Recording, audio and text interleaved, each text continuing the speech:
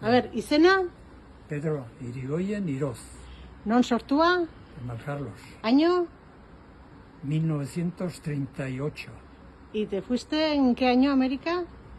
en 1958, ¿A dónde? en enero, ¿A dónde fuiste? a Ili, Nevada. ¿Y tenías dos hermanos? Sí, dos hermanos, bueno, que estaban allá. Luego ya vino uno pronto. ¿Y cómo se llamaban?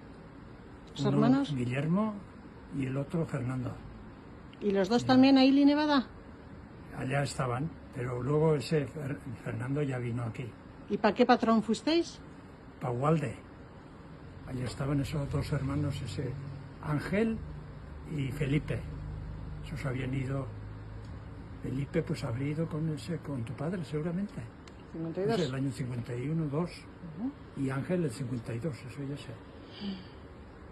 Y ahora